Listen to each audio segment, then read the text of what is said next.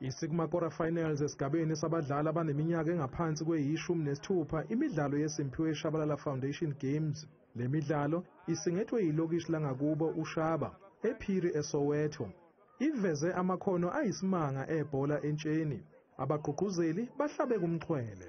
Inhloso ukuthi senze lemidlalo ukuthi sikhiphe italent la ebhuqweni ukuthi iPSL teams nabo NFD nabo ABC nephesheya babona abadlali la masingaphumelela ukukhipha lawo badlali yithi sizabe sinqobile. Le midlalo iheha namaqembu aphuma kwezinye izifundazwe. Umqeqeshi weqembu laseLimpopo iMahwereng uthi bakujabulela ukuba ingxenye yeSiphiwe Tshabalala Foundation Games ezophela mhla ziyi-16 kwephezulu. We think this would be one of the opportunities that we've been waiting for.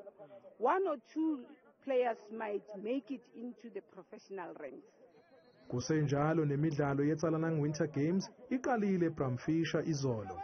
IJohannesburg All Stars iqale lemidlalo ngokuqumba phansi iWestern Sporting ngamagoli ayisithupha-3. Kuthe ngehora lesithathu kwangena ezenkosi iJomo Cosmos yona ebitholene phezulu nePhiri nalapho ezenkosi ziguqe khona ngamagoli 2-1. Iphini likamqeqeshi weJomo Cosmos uGerard Mtshali uthi bakujabulela ukubuyela emidlalweni eqhakambisa ikhono lentsha. We feel we have to give back also to the community and we might find ama-talent kulama games la.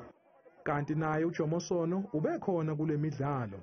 Le midlalo iyoze iphele ngoNcwaba. Amaqembu abhekwe kakhulu kuyona iJohannesburg All Stars, amaThaithai kanye neG-Stars. Ezindabeni zethu zethulelwa yiNewsroom Africa Channel 405 kumzansi wethu Channel 163 ngingu-Ayanda wakwaNtuli ngiseSoweto.